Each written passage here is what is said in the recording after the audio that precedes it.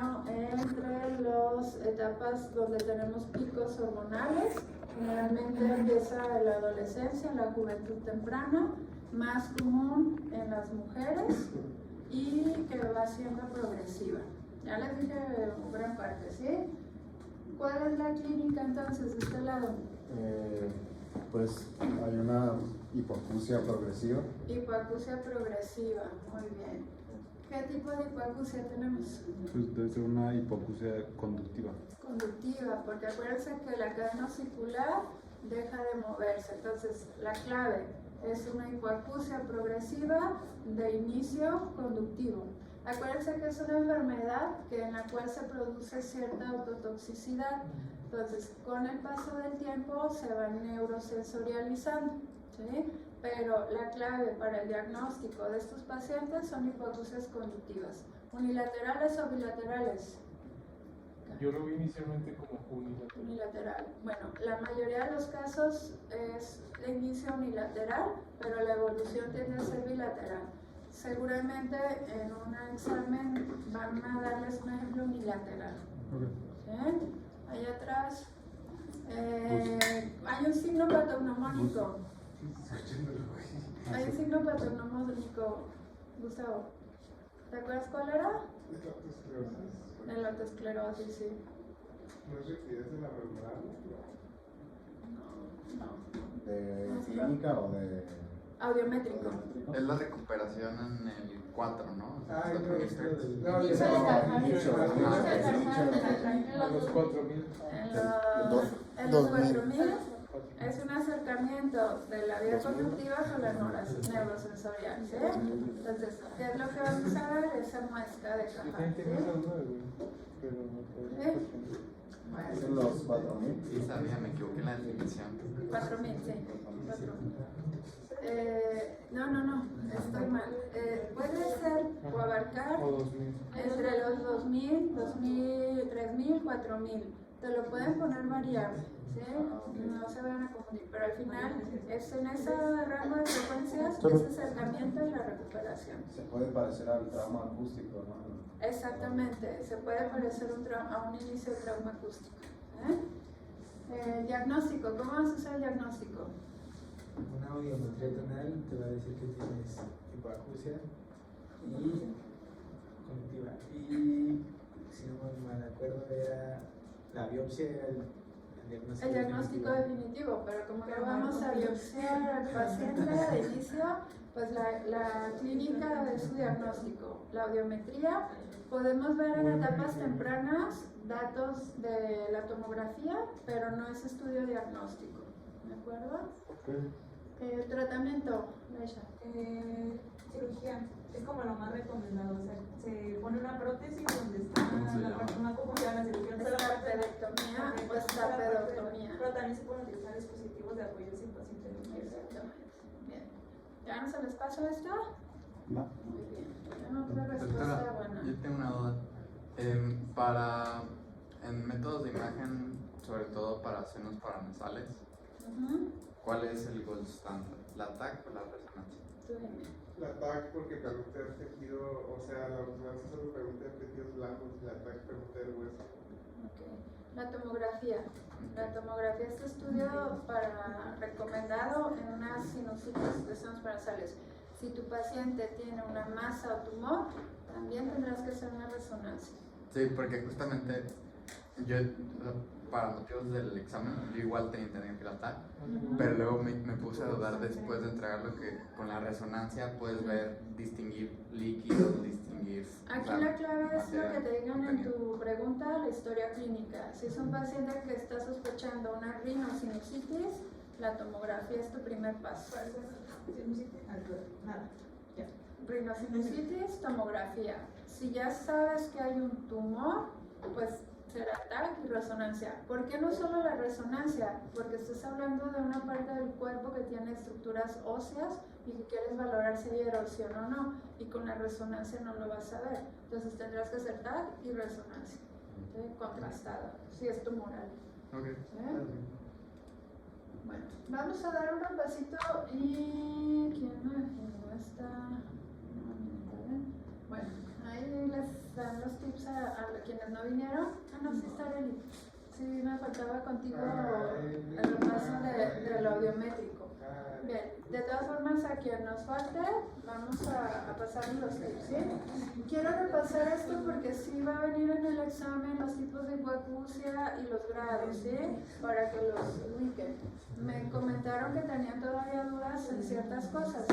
Voy a darles como un esquema generalizado y ahorita me van a decir qué características tiene cada tipo de hipoacusia, ¿sí? Ok. Acuérdense que en la biometría valoramos dos vías, una vía aérea o conductiva, una vía neurosensorial o ósea, ¿sí? Entonces, la primer vía que yo exploro es mi vía aérea o conductiva, ¿sí? Que es la que vemos por abajo.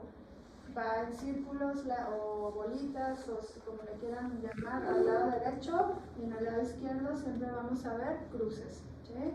El grado de pérdida me lo va a dar mi vía conductiva, ¿sí? ¿Se acuerdan qué frecuencias promediábamos? Porque esta vía, si esta gráfica, si se fijan, va desde una pérdida o desde no pérdida hasta una pérdida profunda, ¿sí? Entonces, esta gráfica cruza todos los niveles de pérdida que puedo tener.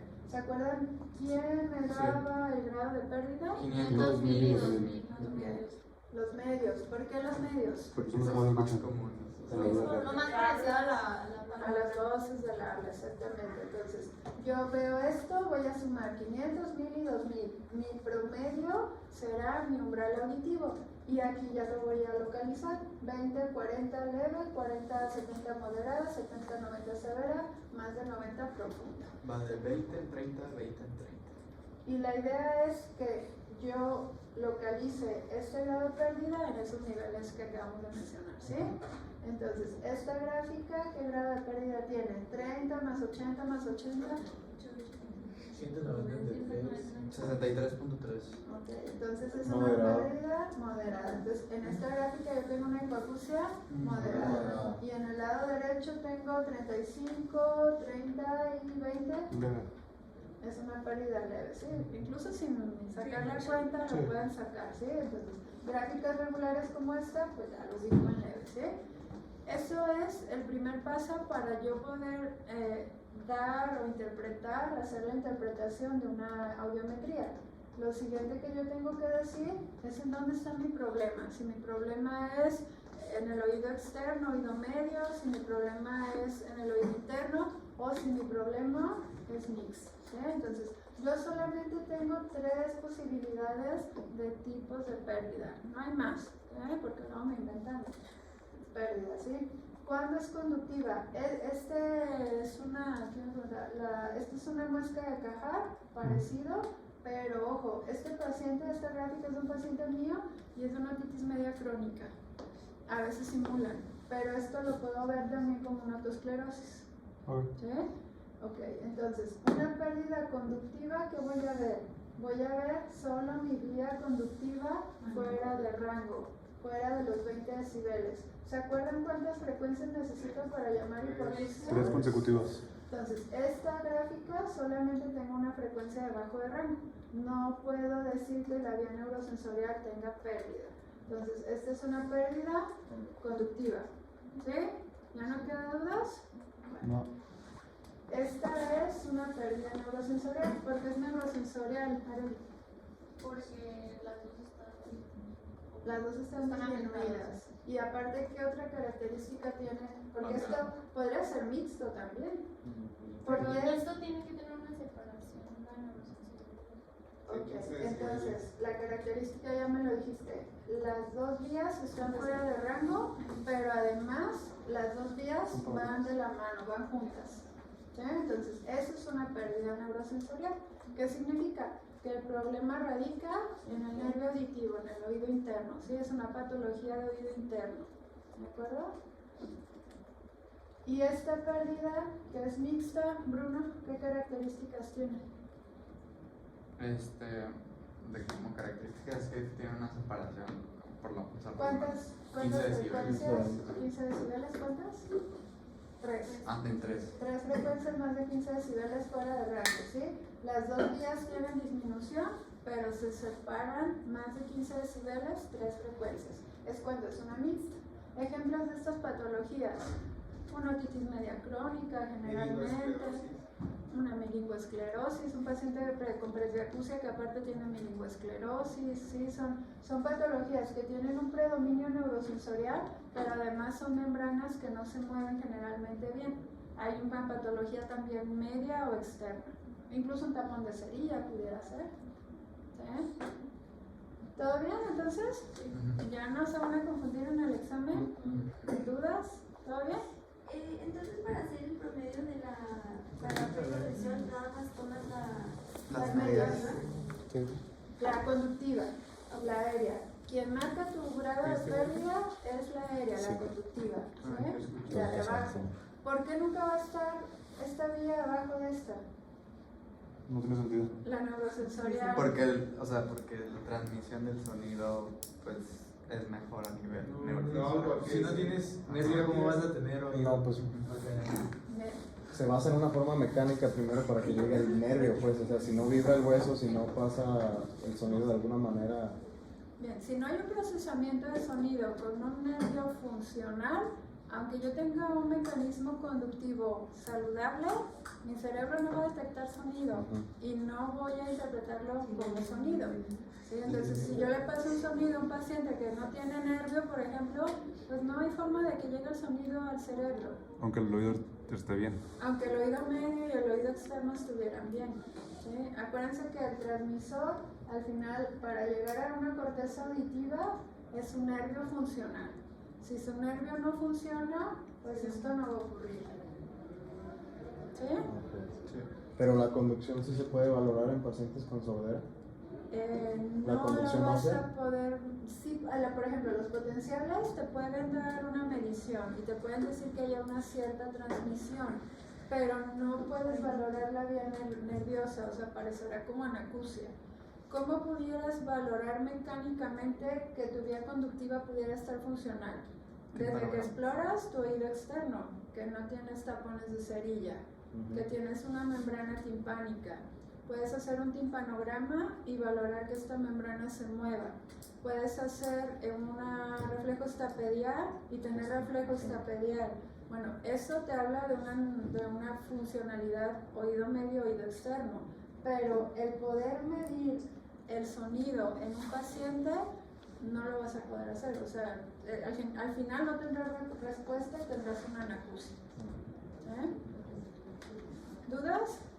Tendría que ser un estudio de imagen, ver que hay huesecillos, que hay una cadena. ¿Dónde está precisamente el problema? Pero si tú no tienes disfunción del nervio, pues es una pérdida nerviosa. O si no tengo nervio incluso. ¿Sí? Existen patologías así, en el recién nacido.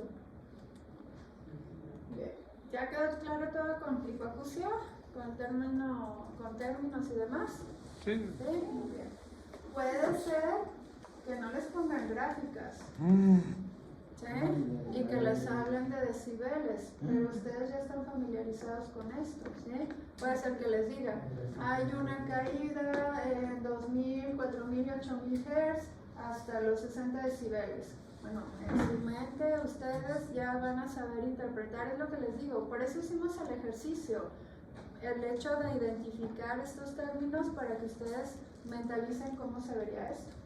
¿Las 60 Puede ser que les digan eso, ¿sí? O que les digan entre las frecuencias de 125 hasta 1000 Hz, la gráfica está en 60, 50, 40 decibeles. Bueno, ustedes ya saben que tienen una caída aquí y una normalidad contraria, ¿sí? En la vía conductiva. ¿Sí? No está difícil, chicos. Acuérdense, frecuencias de sonido, ¿cuántas mido? 125, 250, 500, 1000, 2000, 4000, 8000 Hz. Los Hz son horizontales. Hagan su grafiquita ahí a la hora del examen. No tienen mucho tiempo, pero háganlo. Decibeles. Los decibeles van a estar en la vertical y acuérdense que una normalidad es menor a 20 decibeles. Doctor, entonces nos quedamos con la gráfica de, 20, 30, 20, 30. Sí, quédense con esa. ¿Sí te acordaste? No les Ándale. van a No van a ser tampoco tan rigurosos en eso, pero es posible que en la pregunta solo venga descrito la exploración audiométrica y no les pongan una gráfica. No quiero que se confundan. ¿Sí? No, chicos, si no les voy a buscar. Adenoiditis. Vamos a ver el tema de adenoiditis, ¿sí? Porque van a tener alguna pregunta por ahí de adenoiditis. ¿Qué es la adenoiditis? Inflamación. Acá íbamos de aquel lado. Chicas, de la inflamación de las adenoides, crecimiento de adenoides, ¿sí? ¿Cuál es la clínica de un paciente con adenoides? ¿Qué ocurre? ¿Cuál es el típico paciente? ¿Qué edad suele tener? Pues son pediátricos, ¿no? ¿Pediátricos? ¿Entre qué edades? Es el crecimiento de las adenoides. No escucho. Pero pónganme atención, dejen de buscar. Se trata de que hagamos la dinámica. ¿No? ¿Definitivamente no?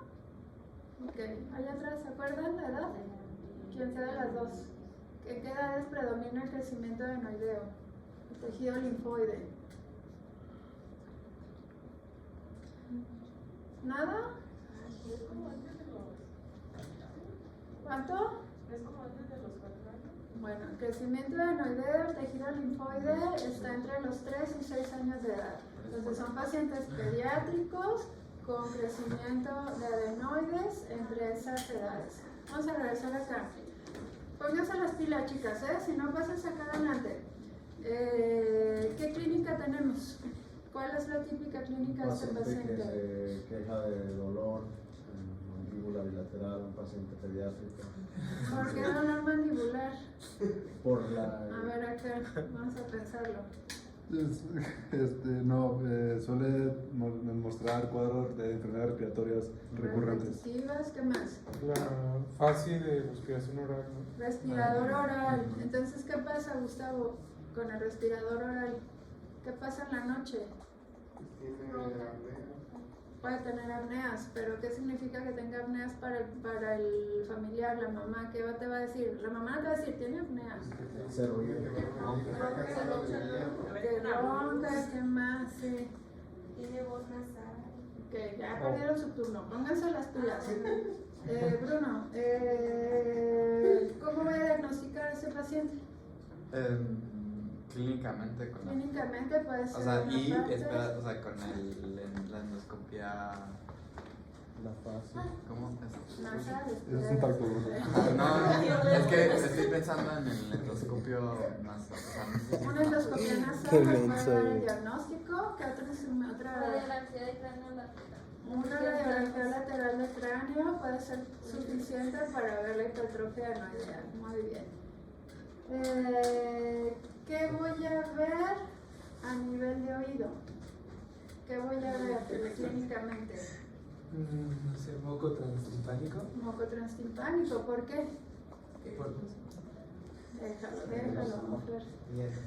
Porque hay disfunción timpánica por el momento de... Disfunción tubárica. Esa. Disfunción tubárica por obstrucción. ¿En dónde están las adenoides, Leish? No sé cómo explicarlo. ¿Detrás de dónde? ¿De qué estructura? En la garganta, en la laringe, retronasal, en la rinofaringe. Entonces, en la rinofaringe desemboca la trompa eustaquio, ¿sí? Entonces, es una zona en donde la trompa eustaquio va a estar obstruida y voy a tener pacientes con obstrucción tubárica. ¿Qué voy a ver en la audiometría? ¿Qué puedo esperar en la audiometría si el paciente tiene moco en el oído medio? Si eran, pues digamos que cuando eran problemas de oído medio podíamos ver la parte. ¿Qué tipo de pérdida auditiva puede tener este paciente? Una conductiva, exactamente. No lo duden, sí lo saben, una conductiva, ¿sí? Entonces, ¿qué voy a ver? Conductivas leves de predominio en graves, ¿sí? Son de las pocas patologías que van a tener pérdidas en graves conductivas, ¿sale? No severas, generalmente son leves o moderadas, ¿eh? ¿Cómo timpanograma voy a tener? Ojo chicos, eso es clave para su examen. Acá. ¿Qué timpanograma voy a tener? No necesariamente, ¿no? Pues puede ser. Cosa retraído, ¿no? Esperen. Si está muy Déjenla que ella lo piense.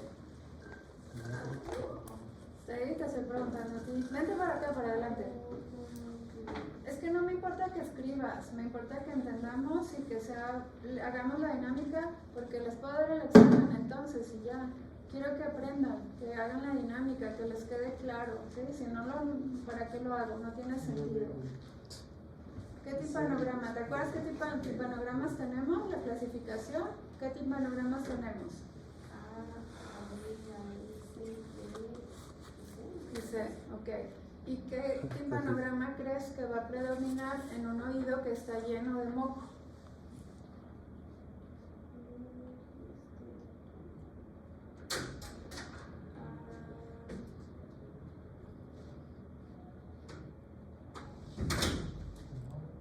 ¿Cuál es el normal? Puede ser C.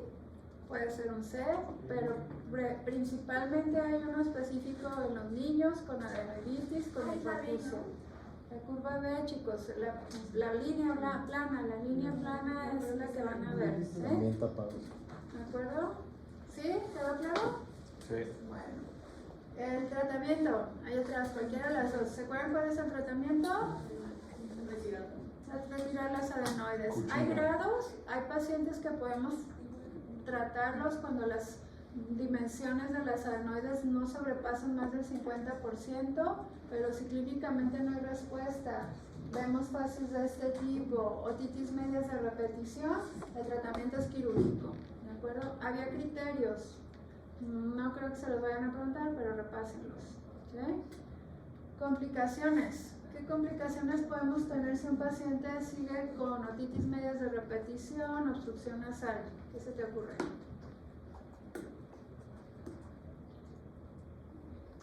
Una. ¿Algo? ¿Nada? Una complicación. Ya mencionamos varias cosas. ¿Qué se te ocurre que pueda pasar con un oído que está lleno de moco, que está obstruida la trompa eustaquio? Que se infecte. ¿Y qué ocurriría entonces si se infecta? Una otitis media supurativa es una complicación, exactamente, ¿sí? ¿Qué otra complicación acá adelante se les ocurre? Pues si el proceso inflamatorio está localizado, que forme un absceso. Puedo tener un absceso, puedo tener mastoiditis, puedo tener complicaciones mastoideas, ¿sí? Una fístula. ¿Fístulas en dónde? Fístula, sí, puede ser. ¿En dónde? ¿Qué? ¿Fístulas en dónde? No, fue el que respondió. Sí, hay una mastoiditis en los niños que se llama mal de Pot y puede haber fistulización en la piel, mastoides, sí, pero raro, no se los comenté yo. Pero bueno, le atinó. ¿Hay otra complicación? Todo el tema de la malformación de la dentadura. Cambios faciales permanentes. Muy bien. Elevación del paladar. Paladar ojival. La principal, doctora, ¿Cuál? la apnea obstructiva del sueño. Es una complicación. Bueno, acabamos de ver. Todo eso que hizo antes también. Y venía un timpanograma. Era B y C. Se los van a repetir seguramente. Entonces ahora dice, Ve. No les doy la respuesta, repásenlo. Ya vimos que el timpanograma Checa tus más apuntes. habitual es el B, pero puedo tener variaciones de C o a S muy cortos, ¿sí? Vale. Pero el clásico en un niño sería un B, ¿sí? Porque el oído está lleno de moco. Unos confían, sí, sí. Pedro. Vamos a hablar de rinitis alérgica. ¿Dónde me quedé? Acá. Sí, aquí. Acá vamos a empezar adelante. Mecha. Clínica de un paciente con rinitis. ¿Es estornudo? ¿Cómo se llama el estornudo? Que estornudan mucho. ¿Salva? ¿Qué más? Esto que siempre Que esté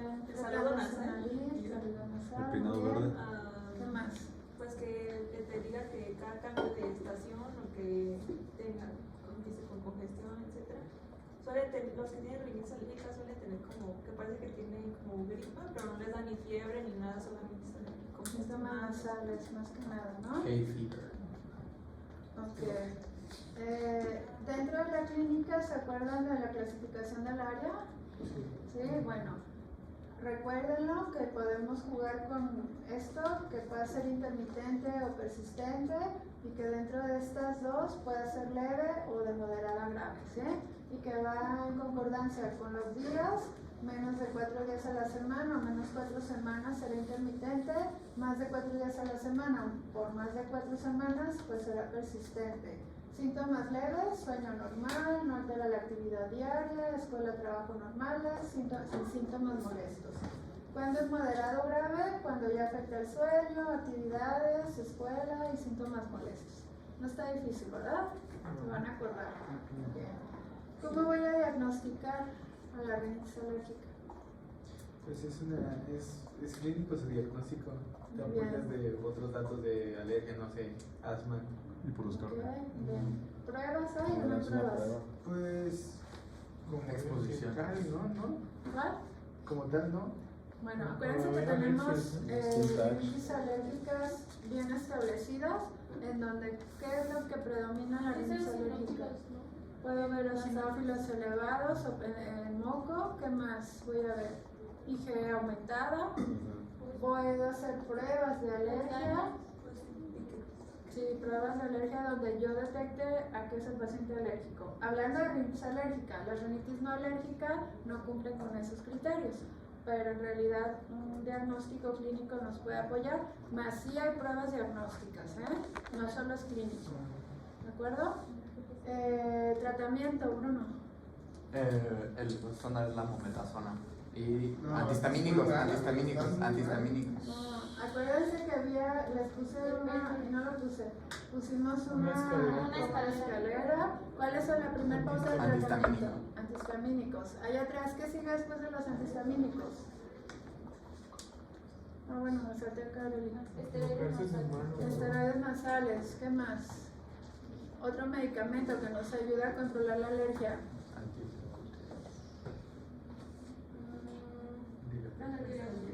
Los antileucotrienos, muy bien.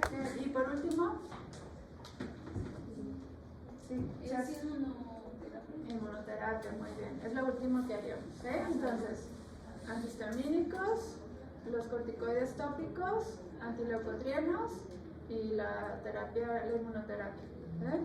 La oximetazolina y demás lo metes junto con los antihistamínicos, doctora, en primero o no? A ver, la oximetazolina es tratamiento de la alergia. Es como sintomático, descongestionante. Los lavados nasales sí son pauta ayudante para el tratamiento, pero no son pautas terapéuticas bien establecidas en los criterios. ¿Para qué te sirve la oximetazolina?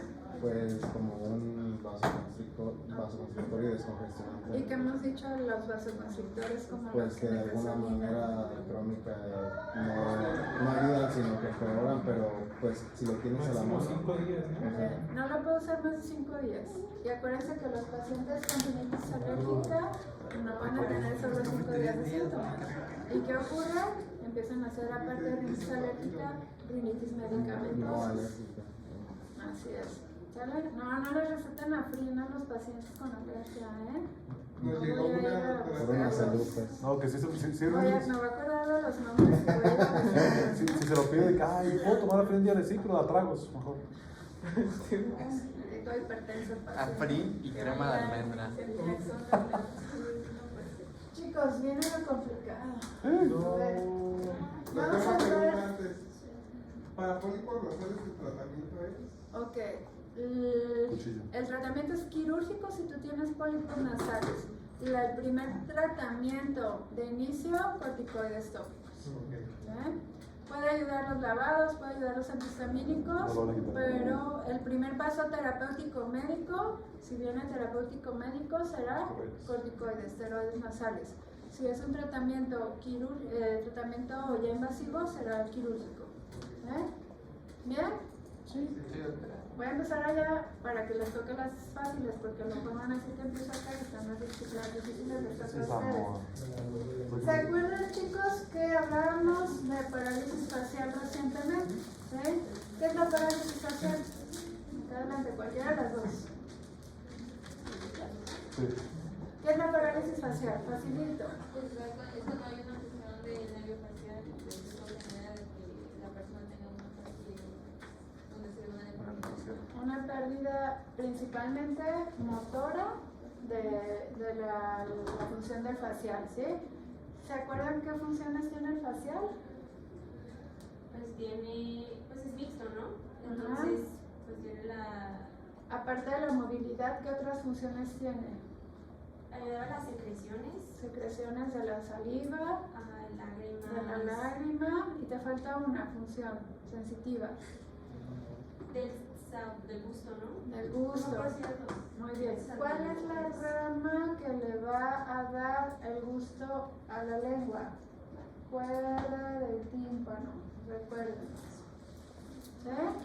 No me voy a meter en complejidades y hablábamos de algo más. ¿Se acuerdan que dijimos cuando estaba afectado cercano al ganglio geniculado? Sí. Acuérdense. ¿Qué otras funciones aparte de la motora? ¿Qué decíamos? Si aparte de que tiene paralizada la cara, tiene estos síntomas, estamos hablando que tiene cercanía a la afectación en el ganglio geniculado. ¿Gusto? ¿Qué más?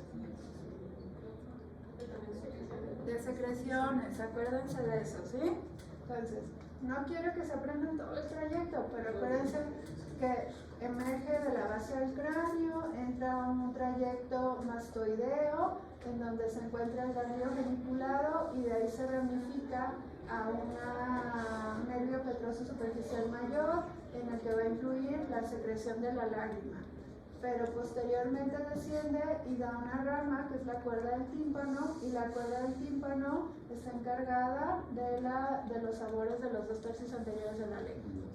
Entonces, si tengo afectación de la parte del sabor, cuerda del tímpano. ¿De acuerdo? ¿Sí? Ok. A ver, espera, ¿tiene afectación En los sabores, en el gusto. Ya, cuerda del tímpano. Igual la cuerda del tímpano. ¿Todo claro? Acá Mesha, ¿cuándo es clínicamente, cuándo ve una parálisis central o cómo sería una parálisis central? ¿Se acuerdan que tenemos Que un no monito? incluye el periférico. Muy bien. ¿Sí? ¿Escucharon? La verdad es que no escuché, doctora. A ver, repíteles ahí atrás. En la central me incluye la frente y en la periférica. Es decir, tengo movilidad de la frente si es central, y si tengo periféricamente, tengo toda mi cara tomada. ¿Sí? O sea, central, periférico. Bueno, central más bien sería así, porque sigues teniendo movilidad de la frente. ¿Por qué sigo teniendo movilidad de la frente? Pues esa es mi duda, doctora. Déjenlo pensar. ¿Por qué se te ocurre? Si también se encarga el facial de la frente. Porque no sale donde mismo, ¿o qué? Por una levantada. A ver, ¿por qué? O sea, porque tienes un nervio contralateral. Que está funcionando, es antes de la Y el decusación. daño es después de que se cruzan. Exactamente. ¿Sí? Va. ¿Sí quedó claro? ¿Ya dominado? Dos triques. Bien. Creo que ya es lo último. Déjame ver, sí. Ya es el último tema que vamos a repasar.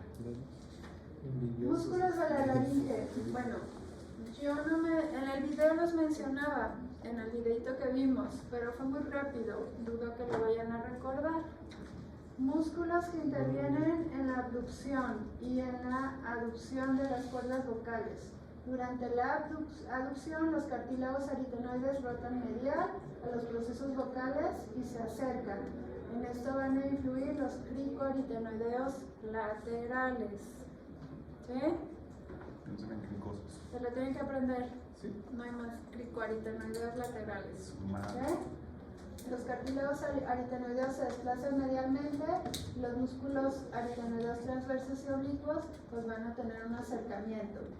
Estas dos acciones acercan los ligamentos vocales, permitiendo así la vibración de las cuerdas vocales. ¿Sí? Entonces acuérdense, cricoaritenoideos laterales. Vean el video de la fonación, está cortito, repásalo, ¿vale? Porque lo vimos un poquito. Entonces tenemos en esta longitud los músculos cricoaritenoideos laterales. Lo importante son esos para la... Y hay un cricoaritenoideo posterior también, pero acuérdense los laterales. ¿Vale? Vean el video, por favor. ¿Cómo se llama? ¿Qué cosa? El video. Es en YouTube, viene la fonación. Voy a, ahorita lo veo. ¿Quieren verlo? Sí, sí, ¿Por qué no? Más bien breve. Ya se acabó.